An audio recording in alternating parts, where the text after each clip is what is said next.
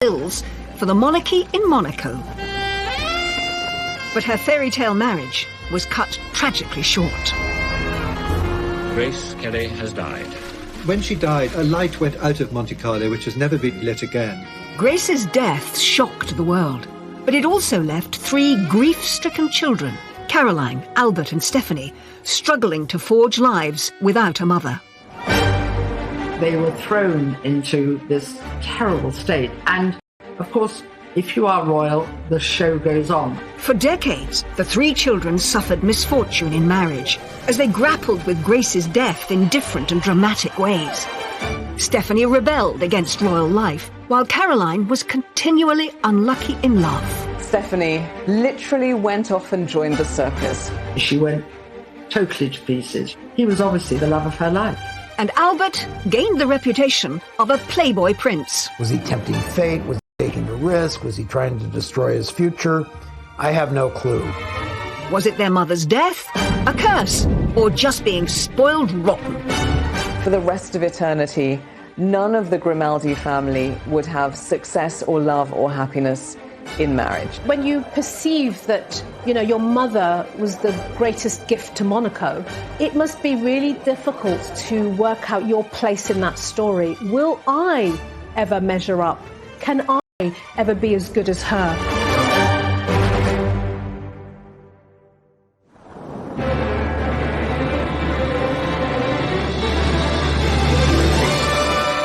Grace Kelly had 3 children, Caroline, Albert and Stephanie. Born into one of the wealthiest royal families on the planet, their assets are rumoured to be worth over $1 billion. Grace Kelly's 3 children were brought up in a vacuum. They were brought up in a bubble. Their life has been one of fabulous wealth and luxury, polo, lunches, champagne and indulgence. Despite their lives of luxury, there were challenges for all 3. The 3 children have all had their ups and downs. They've all had their fair shares of marital difficulties and tragedy. Every family has its trials and tribulations. The huge difference between ordinary folk and the royal family is that there's this spotlight onto them, and the press is always waiting to expose any of these things. The family suffers from what lots of rich, famous families do. I'd say they have more money than sense. But growing up in the House of Grimaldi might not be the fairy tale it seems. On the 23rd of January, Knight was born. She had to always be the good girl, to observe protocol, to do the right thing, to say the right thing, all at the right time. Grace, because of her own childhood, was a strict disciplinarian, so she spanked her eldest daughter for being naughty, and she once said, "I spanked her every day." Albert came along just over 12 months later. As the first male child, he had a date with destiny, that he would one day follow in his father's footsteps as ruler of Monaco. But it was a fate young Albert struggled to grasp. When asked what he'd like to be, he said he wanted to be a cowboy. He found it very hard to sort of engage an ambition for himself, since his role in life was very much laid out before him. As heir, Albert came under the tutelage of his father, Prince Rainier, said to be far stricter than Grace and often absent, preoccupied with the business of ruling the principality. Prince Rainier was extremely wary of other children and of other families getting close to the royal family at Monaco. He didn't really understand why his children needed friends. Caroline's fond of telling a story about how when they were young, they would pretend they were poor, she and Albert, when they played, so they could be like other children. The fact is, once you're in that fishbowl, you're in that fishbowl, and no matter what people do to try to make your life normal, it's not going to be. Born 7 years after Albert in 1965, Stephanie, the youngest, perhaps experienced a more relaxed childhood than her older siblings. Well, Albert once said that Stephanie learnt very quickly how to wrap her mother around her little finger. I think Stephanie was probably a little bit more spoiled than the others and maybe allowed to get away with a few things. Stephanie was inseparable from her mother. But their close connection meant that, together, they went through one of the most traumatic events to hit the House of Grimaldi. What should have been a simple trip, Grace driving her daughter to the train station, turned into a tragedy that would go down in history. Grace was driving round the infamous hairpin bends of the Corniche outside Monaco when she crashed her car. And so Grace Kelly has died. On the 14th of September 1982, Grace Kelly, Hollywood princess turned real royal, died, aged just 52. Grace Kelly and Stephanie were supposed to be catching a train that would take them to Paris. And they were really excited about the trip. So the little metallic green Rover, very sporty little car, it was full of hat boxes and suitcases. They didn't need a chauffeur because he wouldn't fit. So Grace... Corniche are treacherous. I mean, there's endless winding bends. People always will come up with conspiracy theories. She may have had a small stroke or something like that, but she lost control of the car. When she came to, she was disorientated. She jammed her foot on the brakes. Now, there's a bit of doubt around this because it might be that she had accidentally jammed her foot on the accelerator and the car went faster. Stephanie reached for the handbrake, but terrifyingly, the handbrake didn't work. The car was out of control. It slammed through a wall and plunged around 100 feet off the side of a cliff. It was reported afterwards that neither Grace nor Stephanie were wearing their seatbelts. Stephanie was injured in the crash. She had lost a tooth. Her mouth and her tongue and her lips were all cut up. Princess Stephanie has a broken vertebrae, but she's fully conscious, sitting up in bed and eating normally. It was a miracle Stephanie had survived, but the injuries sustained by her mother were devastating. After she was rushed to the Princess Grace Hospital, her health seemed to rapidly deteriorate. She suffered another stroke, and that led to a brain hemorrhage, and she was actually put on a life support machine. Doctors told Prince Rainier and Princess Caroline and Prince Albert that there was no hope for her. So they took the terrible decision to turn off the life support machine. Just one day after the accident, and with her husband of 26 years by her bedside, one of the biggest and most iconic names in Hollywood history, Princess Grace of Monaco, passed away.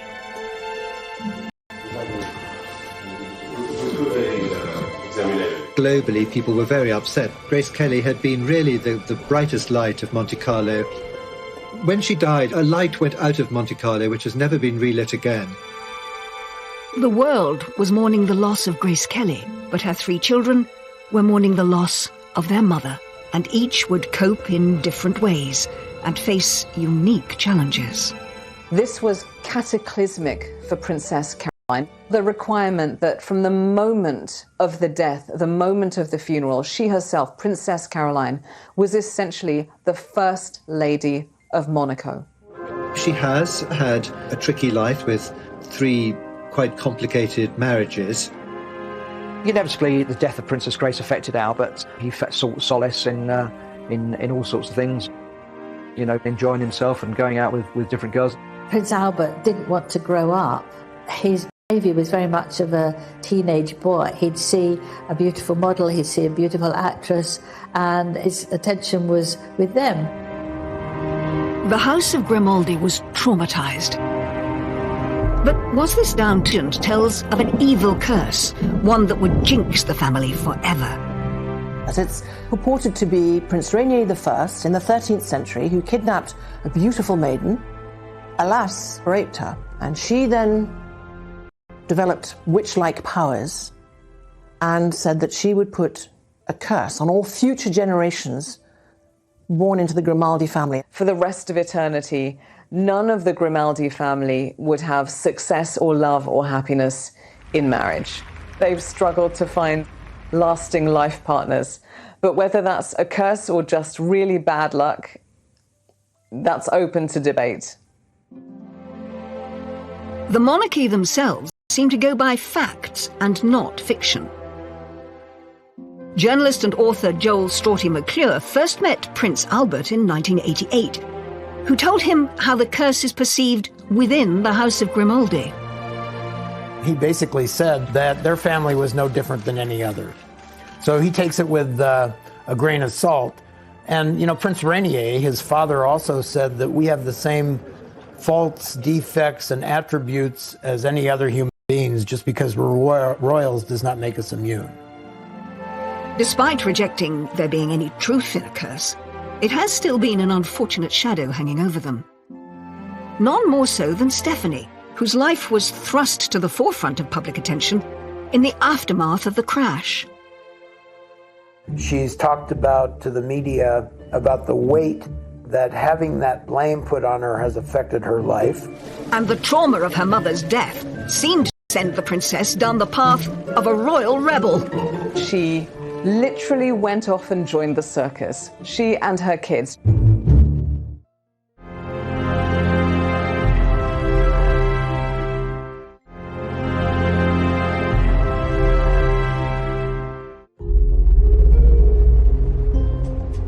At the age of just 17, Princess Stephanie was thrust into the spotlight as speculation started to spiral that she had caused the accident that killed her mother, Grace Kelly. Stephanie had to deal with some extremely nasty and, I believe, traumatic rumors that Stephanie herself had been driving, or that she'd been quarreling with her mother and that she had distracted her mother. None of those things were true. In cases where somebody's been through a tragic loss or been in an accident, there is a sense of, could I have done something different? And sometimes people experience survivor guilt. But it's certainly not helped when other people, outsiders, start pointing the finger at you. And I have to say, I think Rainier was so desolate, so upset that he was, of course he was there, but he was not as useful as they were. Speaking to ABC News in America about that traumatic time over 20 years later, it's clear from this television appearance that the accident had deeply affected Stephanie, not only physically, but mentally. In other words, you killed your mother. It's hard enough even, losing your mother and then being blamed for it. I mean, it's terrible. She's talked about to the media about the weight that having that blame put on her has affected her life. I think it's a terrible thing that she went through. It was just a very freak accident. Stephanie's brush with death and the trauma of the sudden passing of her mother seemed to instill in her a desire to live life for the moment. It set her down the path to being a royal rebel, but it also liberated her in a weird way because she thought, well, you could lose anything in just 1 minute. So I'm going to take everything I can of life and follow my own whims and desires, which she did, not always for the better. Stephanie Marie Elizabeth Grimaldi was born on the 1st of February 1965. Welcomed into the world with a Monegasque traditional 21-gun salute, she was Grace and Rainier's third and perhaps most colourful child. Third child, was spoiled, much more than the first and the second, and Stephanie took full advice and full advantage of this. Stephanie was so stubborn and lively, extremely rebellious and very naughty indeed.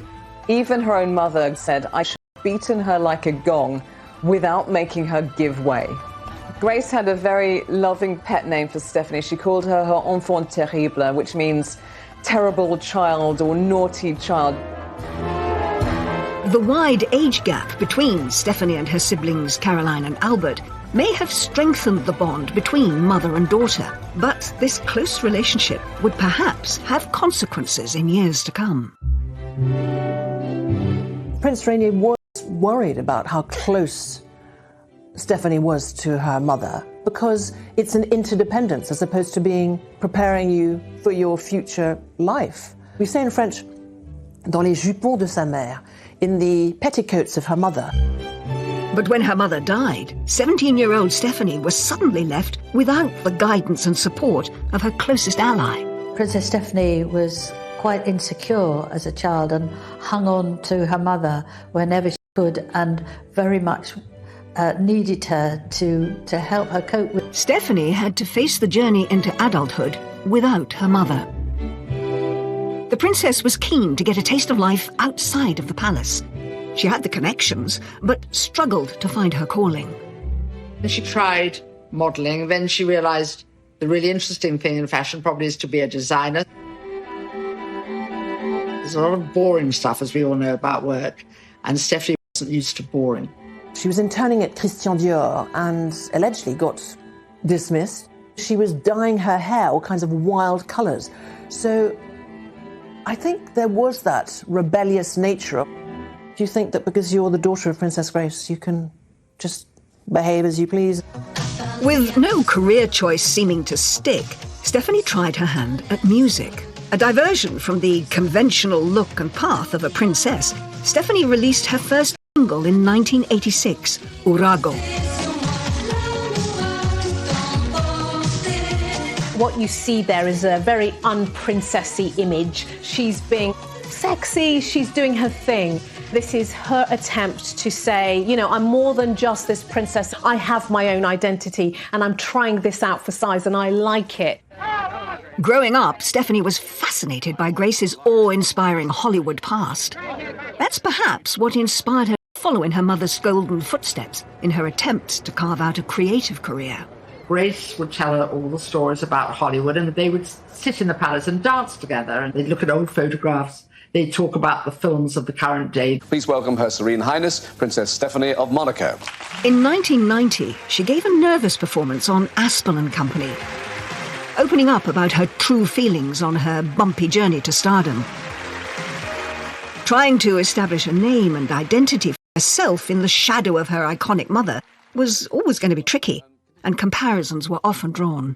I would love to be an actress one day, but I think it's even harder for me because everybody's like waiting for me and, oh my God, they're going to compare me to my mother. Show people that I have a personality of my own and I'm not trying to be my mother. Knowing people are watching it saying, you're not as good as the great Hollywood icon that is Grace Kelly. The fear of continually being compared to her mother and coming up short really stymied Stephanie's acting career because it hurt her confidence. But it wasn't just her career that seemingly showed an urge to break free from the royal orbit.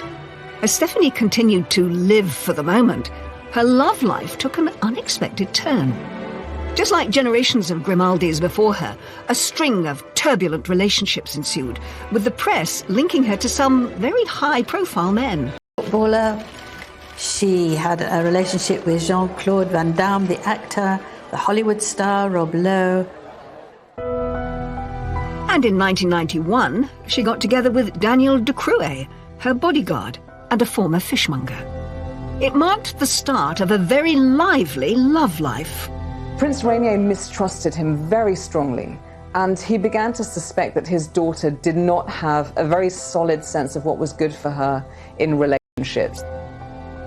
He was already involved with another woman who was 6 months pregnant, but they fell in love, and Stephanie actually ended up marrying him, and they had 2 children. And I think he was probably the biggest love of her life. Her father was incandescent, but Prince Rainier soon fell for the grandchildren and accepted them and their marriage. But hopes of a fairy tale ending were soon dashed. Less than a year into the marriage, things took a dramatic turn when a series of candid photographs of Daniel were published in Italian magazines. He was actually photographed frolicking, if you will, with Miss Belgium bare breasts. Needless to say, Stephanie wasn't terribly happy about that. The couple divorced in 1996, but in 1998, Stephanie's adventures in love continued with another bodyguard, Jean-Raymond Gottlieb.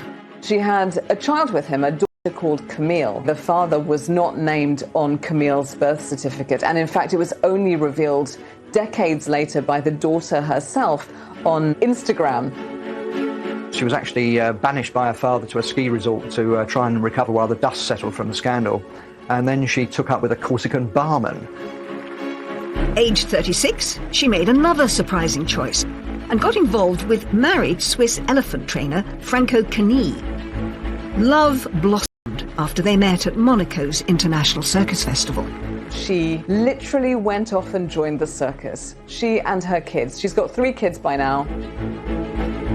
Princess Caroline was absolutely devastated by her sister's behaviour. She felt she was letting the whole family down. They moved into his trailer and they actually travelled around with the circus. And obviously it was not ideal for her children. It was very difficult for them to get educated. And I think after a while the novelty wore off. The relationship fizzled out, but the circus around her love life wasn't over. Waiting in the wings was Portuguese acrobat Adans Lopez Perez, who was nearly 10 years her junior. The unlikely couple's family home was a caravan, a far cry from the splendour of the 253-room Prince's Palace of Monaco. Eventually she moved back to the luxury of the palace. It may appear to some that her love life was cursed, or that its chaotic nature was perhaps a reaction to her mother's tragic death.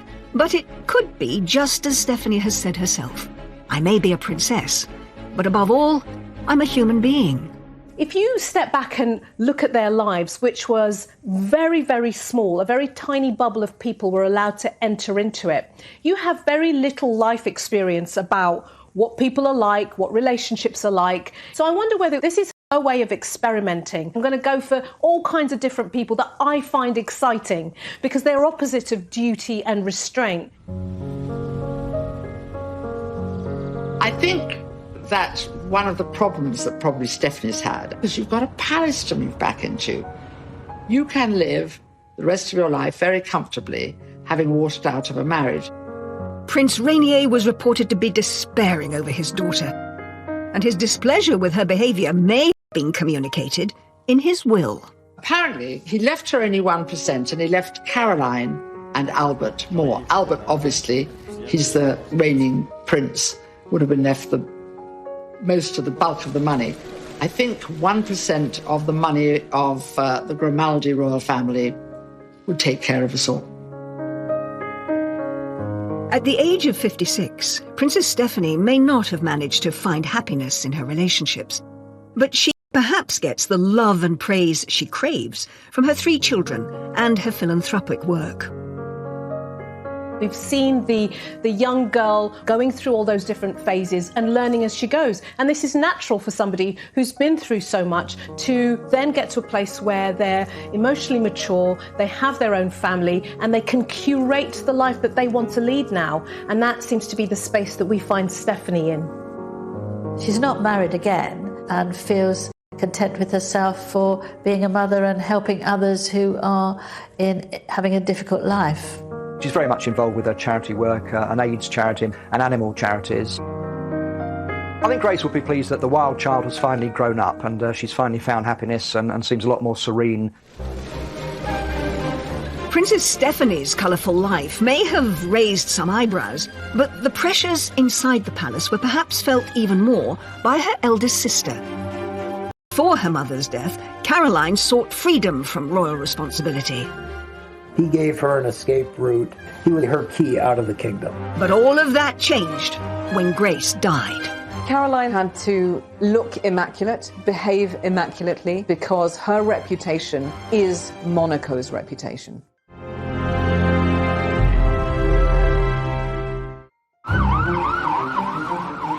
Princess Caroline was only 25 when her mother died, and her role in the royal family changed overnight. No one could have predicted that she would have to take the reins so young. This was cataclysmic for Princess Caroline. The requirement that from the moment of the death was essentially the First Lady of Monaco. Eyes of the world were on her and she couldn't put a foot wrong. She immediately had to learn and reflect all of the royal protocol. She had to look immaculate, behave immaculately, provide no grounds for any possible criticism because her reputation is Monaco's reputation. Caroline was stepping up, something her sister, Stephanie, would well. It was a far cry from the lifestyle she'd become used to in her university days in Paris.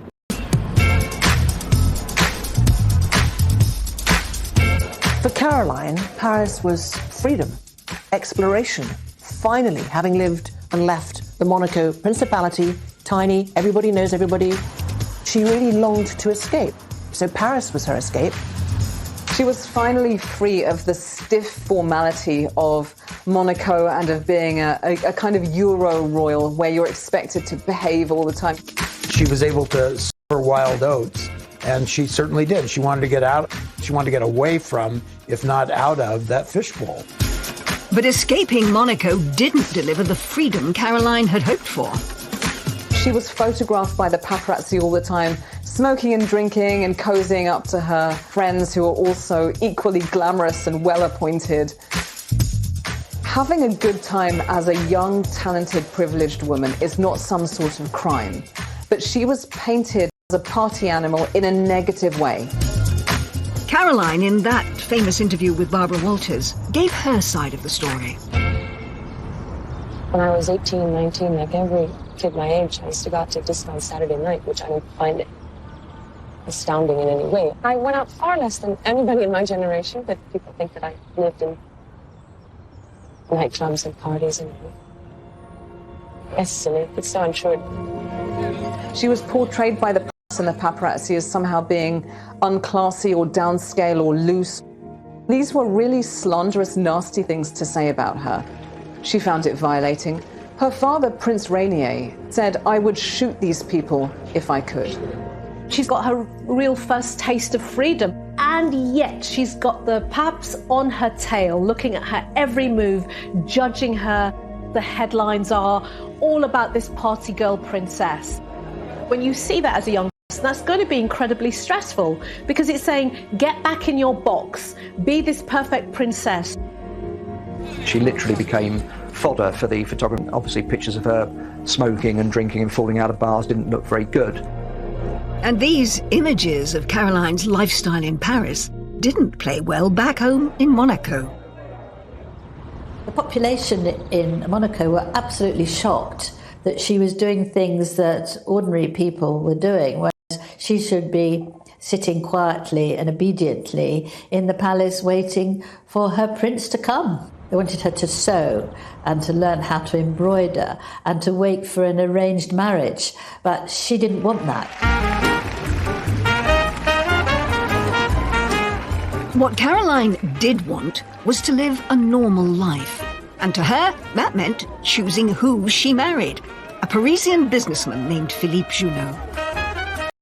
She saw him, she said later, as her ticket to freedom. Liberté, me voilà, freedom, here I come. Hey, I'm doing what I want to do. This is my life, my choice. Instead of being under the control of my parents in the small principality, guess what? I'm in Paris and I'm living my life. He gave her an escape route. He was obviously her key out of the kingdom. The royal family organised the wedding, which was attended by over 600 guests and celebrities from all over the world. After this lavish public event, Princess Caroline and Philippe Junot escaped to Scotland for their honeymoon and some peace and quiet. The wedding was obviously publicised all over the world. Were you very happy with the way that it went eventually? Yes, we were. We really enjoyed it, and it was really beautiful. But even in the Scottish Highlands, Princess Caroline couldn't escape the cameras. How's married life? Are you enjoying things? Yes, absolutely. Great.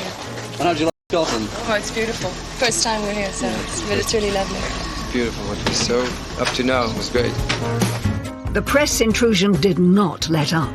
Later, Caroline would channel her energies into fighting for her right to privacy. She actually took action to the European Court of Human Rights to try and get a privacy agreement so that she could be left alone and other members of her family, and that was actually upheld.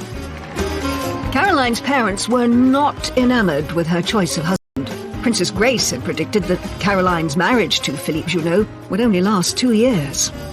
Well, what happens is that mothers are often right because they've own experience, and Princess Grace was quite convinced that the marriage would not last more than 2 years, and she was spot on. It didn't.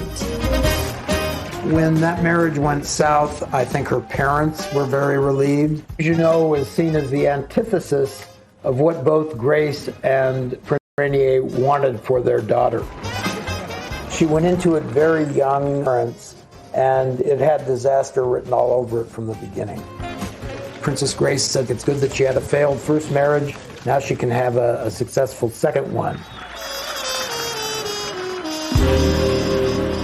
But Grace would not live to see that success. The second marriage would come in 1983, when a young Italian, Stefano Casiraghi, entered Caroline's life. He too was an aristocrat, very distinguished, very moneyed, very debonair. She has described him as the love of her life. Stefano Casiraghi was a businessman. He had his fingers in several pies. In fact, one of them was a shoe business, and Caroline joked that she was delighted because she loved shoes, and he got some specially designed for. She finally found happiness in someone who allowed her the best of both worlds. She could continue her duties in Monaco, but also live the normal family life she had longed for. He understood her role in Monaco. He understood that she needed to shine. She was a famous face they all recognized, a familiar face that they all admired, a woman who had a life that she had to continue with, and he supported her in all that. Caroline might have found the love of her life, but her father was less impressed. Stefano Casiraghi was younger than Princess Caroline, Italian, and had a reputation that did not please her father, but I'm not sure any man would have pleased Prince Rainier. Despite her father's issues, Caroline and Stefano married in December 1983. In contrast to her first marriage to Philippe Junot, which had all the bells and whistles, 600 people attending, this marriage was very low-key, civil wedding with only 20 people. The marriage was a success. Caroline and Stefano were happy. They had 3 children, Andrea, Charlotte and Pierre. Had Caroline managed to break the Grimaldi curse? I think Caroline settled into motherhood very easily, and I think in some ways it helped that she had 3 children very quickly, because it really made her, in the eyes of the public, a mother figure, and I think people were able to see her in a different light. They were probably some of her happiest years. It was, for her, like a dream come true. He was a great companion and a great husband from her point of view. He was quite happy to be in the background, but a great family man. The children all adored him. Caroline was in the midst, when she married Stefano Casiraghi, of being Monaco's first woman. And that role would not end, of course, until Prince Albert took a wife, and those obligations were shared, if not dropped. I think that she continued willingly to fulfill her princessly obligations to the country, a mother, but she fought on. She did what she was supposed to do. In October 1990, Stefano was competing in a powerboat race in Monaco, a sport at which he excelled. Usually, Caroline would be cheering him on, but that day she had an important meeting in Paris. She decided to go to Paris and approach her first husband, Philippe, and ask if he would agree to an annulment. Princess Caroline wanted the annulment because she had found a man she really loved, she had his children, and she wanted to move on. She wanted to draw a line under her past life. She wanted her children to be recognized by the church instead of considered illegitimate. So she petitioned endlessly, tirelessly, the Catholic Church to annul that marriage. In the eyes of the Catholic Church, Caroline was still, technically, married to her first husband. Though they had both gone through civil divorce, they hadn't got a Roman Catholic nullification through. The Roman Catholic Church works very slowly. And she'd hoped that Junot, who by then also had remarried and had a child, would be very keen for this to happen as well. Whilst in Paris, Caroline could never have predicted the events that would follow. Back home in Monaco, there was about to be yet another twist in Caroline's tale.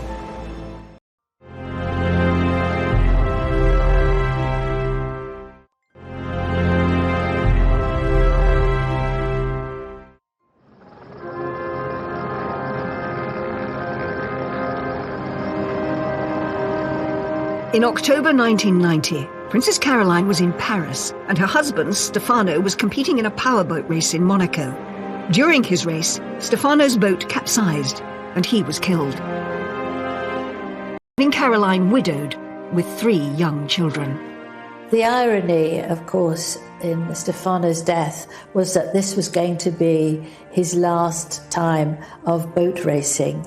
He decided it wasn't safe and that he was going to give it up and turn to shipbuilding, which would be much safer.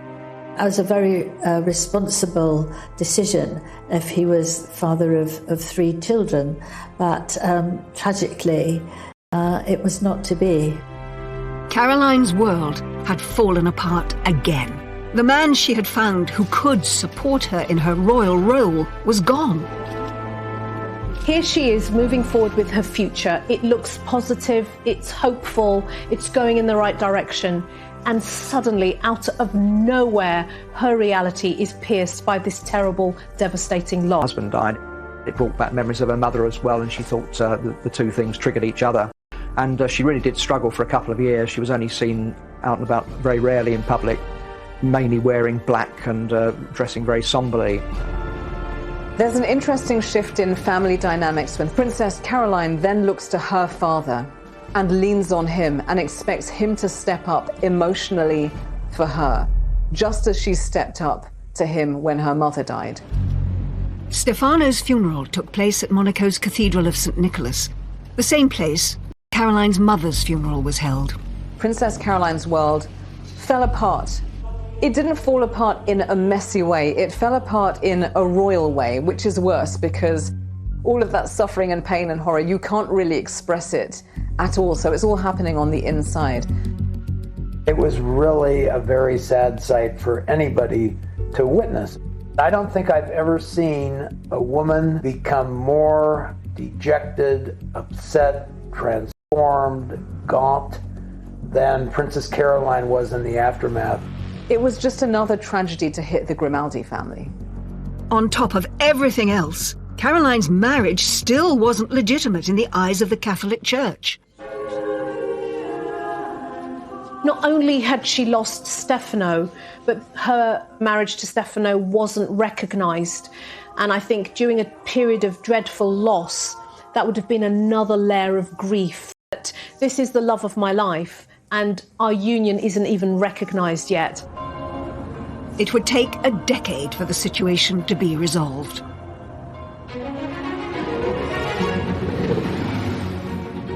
Just as Caroline began to get back on her feet again, an old acquaintance, Prince Ernst August of Hanover, came back into her life. Another shot at marriage was on the cards. He is royal as they come. If you look into his family background, it pretty much goes back as far as the Roman Empire. He is super duper, unbelievably mega posh, every which way you look at it. And he has connections to every major European royal family, including the English royal family through King George. On paper, they were a good match, and in 1999, they decided to tie the knot. In one sense, he was exactly the right person for her, but in terms of his character, he was bad news. Alas, he doesn't always have terribly royal or regal behaviour. Indeed, he has urinated in public, he allegedly has broken the nose of a cameraman, and woe betide, and what a crime of lèse-majesté, he kissed the Queen. Checkered past, and I think Caroline thought that, marrying somebody who had the right credentials, but obviously knew about his colourful private life, and I think she thought she could possibly tame him, but in fact he carried on as before. It came to a head when Caroline had to attend to her father, who fell seriously ill. Prince Ernst was nowhere to be seen. He actually was in a coma in hospital, brought on by heavy drinking. And at one point he was actually hovering on the brink of life and death. And so it was quite possible that Caroline was going to lose her father and her husband in the same week. The one time that she really needed her husband, he himself was ill. Caroline's third marriage had broken down. They went their separate ways because he brought shame and scandal into her life.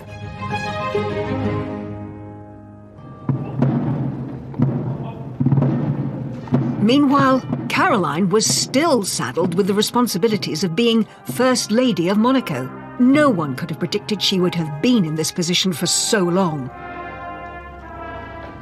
I think Prince Albert felt very pressured by his older sister, Princess Caroline, who wanted to relinquish the role of First Lady of Monaco. She is just thinking, Prince Albert, will you just get on with it? Will you just settle down, marry, provide an heir, and then I can really get on with my life? In 2005, when their father died, Albert had to step up and take on his father's role. It was a chance of freedom for Caroline. But after all these years, her brother had still not married. Prince Albert didn't want to grow up. His behaviour was very much of a teenage boy. He'd see a beautiful model, he'd see a beautiful actress, and his attention was with them. And his poor sister had to fill in for him a lot of times and be there for him. The credit to Princess Caroline that she was required to maintain face all the time, and she did. She did her duty. Caroline could have been freed from her duties if Albert had found a wife sooner. As early as 1985, when Albert was only 27, he was already being asked the question that would define the public perception of him for many years to come. It was a question Albert grew tired of, etched on his face in this Barbara Walters interview. I have to ask you that question you must be so sick of. You know what it is? Yes, I'm ready. Why don't you ask it and answer it? The question is, what about marriage? The answer is, I don't know. It was very interesting in Barbara Walters' interview with Prince Albert because he didn't like the question and he dodged it.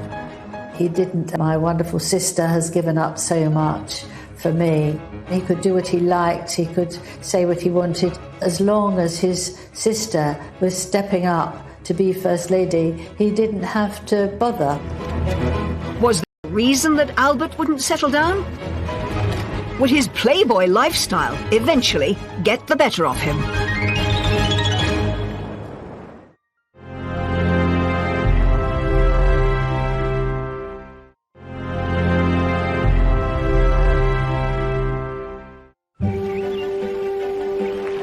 From the moment he was born, the second of Grace and Rainier's 3 children, Albert was destined to become ruler of Monaco. But from an early age, it was clear it was something he wasn't necessarily looking forward to. You can hear from his own mouth somebody who's saying, I just wanted to be a cowboy. I found doing the royal stuff boring. So you've got this real tension between born to rule and I just want to do my own thing. And that, I think, we see play out in his life. It was a feeling that spiraled after his mother died, when he was just 23. Albert was delighted that Caroline stood up to take the bulk of the family's royal duties.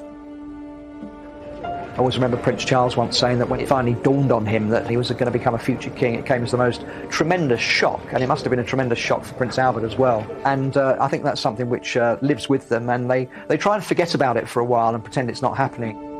As long as his sister was stepping up to be First Lady, he didn't have to bother. Also knew that he did have a number of years where he could let his hair down. He didn't have much hair, but he could let his hair down.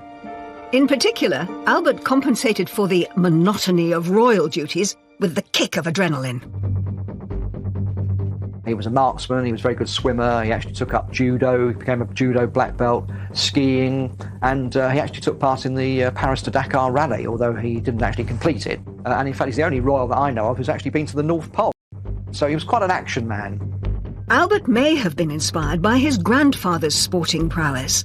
Grace's father, Jack Kelly, had won 3 gold medals in rowing across the 1920 and 1924 Olympics.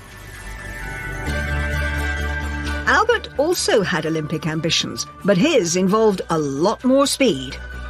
Prince Albert was interested in bobsledding because he said that it gave him a buzz and it made him feel as if he was alive. Albert established Monaco's first ever bobsleigh team, despite the Principality having no snow and no mountain. Championships. It wasn't easy at first, people couldn't even spell the word bobsleigh, let alone know anything about it, so we've come a long way. Albert competed in 5 Olympics, never coming higher than 25th.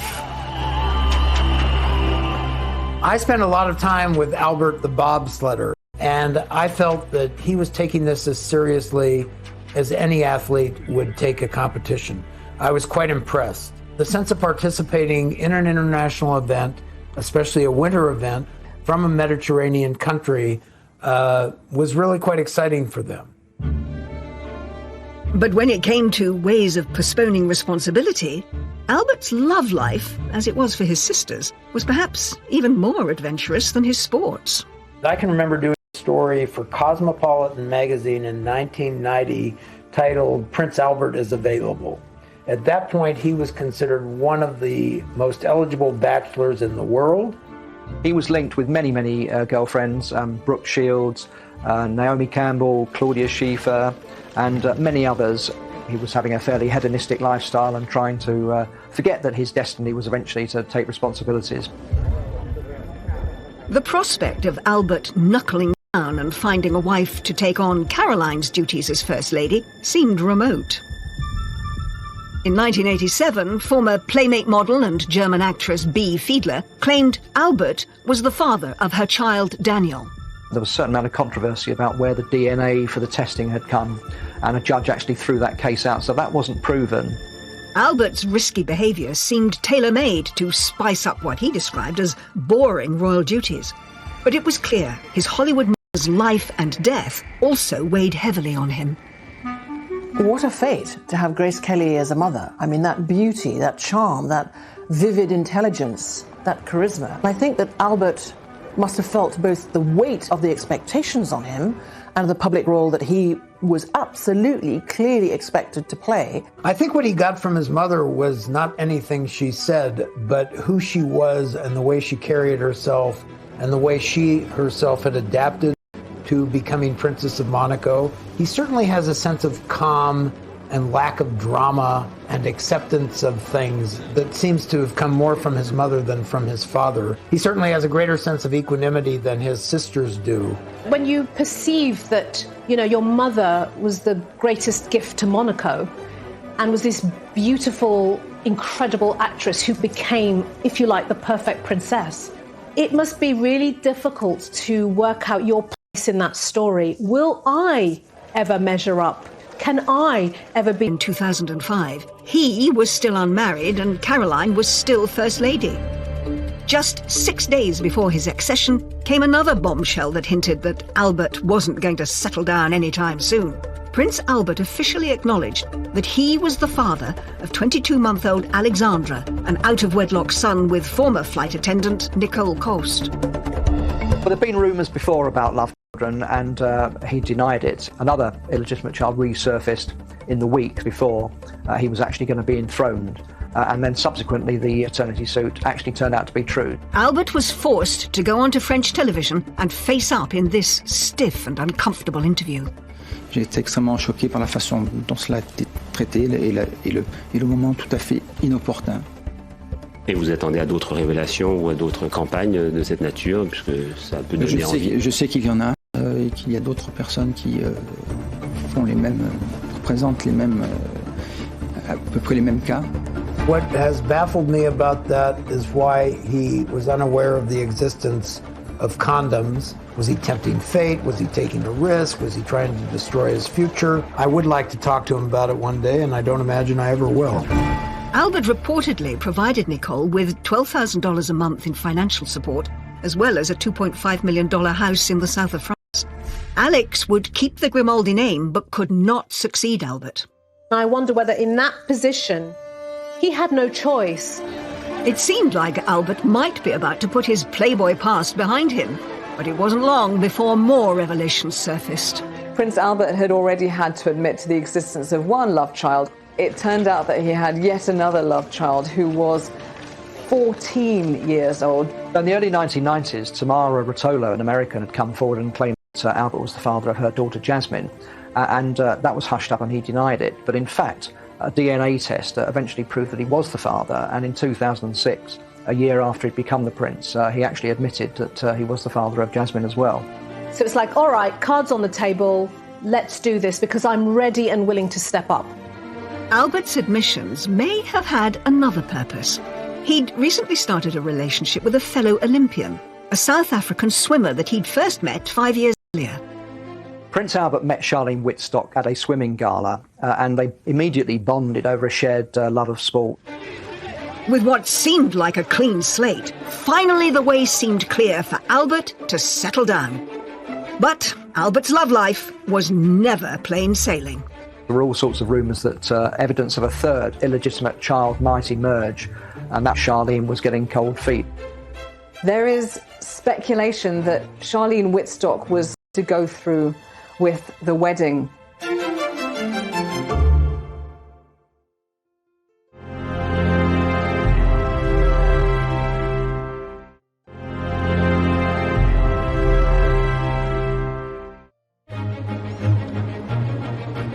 By 2010, all three of Grace Kelly's children, now in their 40s and 50s, had spent their entire adult lives cursed by an inability to find a happy marriage. It's the third marriage that Caroline has had, and it's come to a bad end, as both of the others have. And now she lives alone. She's back living where she grew up. It's like returning home to the roost. Stephanie has stepped away from the limelight and lives a much more quiet, discreet life, and that is understandable. But there was hope for Albert.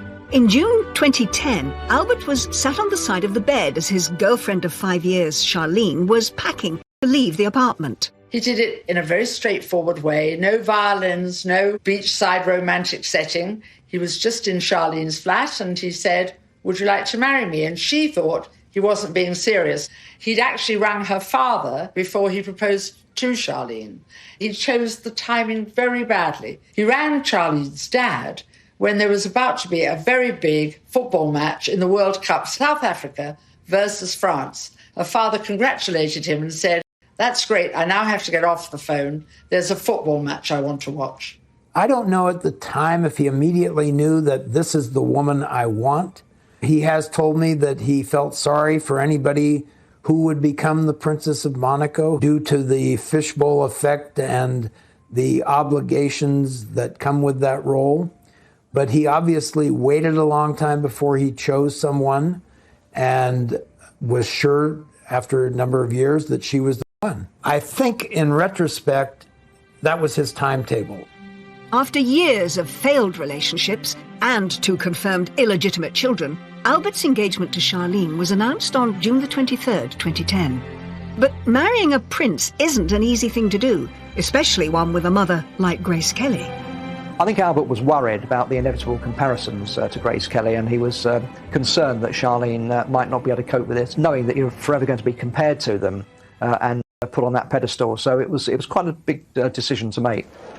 Grace Kelly had struggled with intense loneliness at the start of her royal marriage, struggling to come to terms with being a princess. Albert feared the same would happen to Charlene, risking both her and his happiness. The rumours of him being a playboy, of him being a womanizer, really bedeviled his whole, teenager adulthood right past. On the 2nd of July 2011, the most glamorous, high-profile event since the 1956 union of Prince Rainier and Grace Kelly took place at the Pink Palace.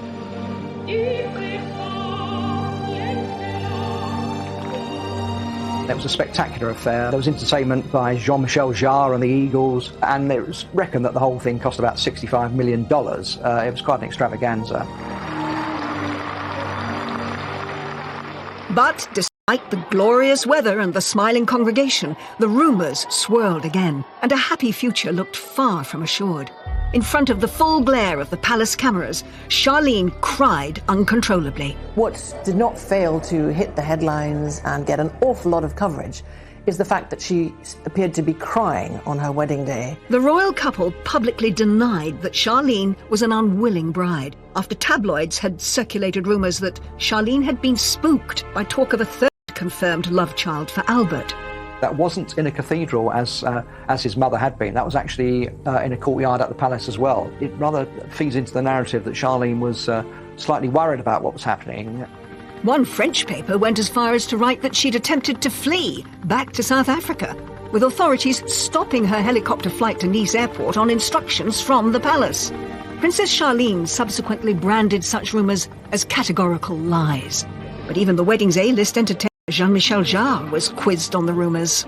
I mean, they were really in love, and rumours are rumours, as you know, and you're a specialist of that, so you know more than me on that. Charlene and Albert successfully sued the Sunday Times and received an apology for claiming that the wedding wasn't genuine. And they chose this show to provide a forceful denial.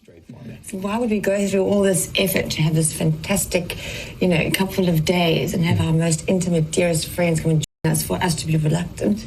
That was also a wonderful opportunity for them to ride on something in a negative spin because people would buy. Lots of women have cried at their wedding. So bad for the makeup, but good for the soul. And she was very emotional. And I think that this sort of wedding would have been overwhelming to many people. And I think that she was overwhelmed. After years of procrastination, it finally looked like Albert was the first in his family to find true happiness in marriage. 3 years later, on December the 10th, 2014, Albert finally fulfilled his royal duty and provided an heir. At 5:04 p.m. and 5:06 p.m, twins Gabriella Thérèse Marie and Jacques-Honoré Régnier were... Finding that partner, getting married to Charlene Wittstock, and having those twins, and having an heir, Jacques, I think will have been immense relief. All three of Grace Kelly's children struggled with tragedy, troubled love lives, and the challenge of being royal.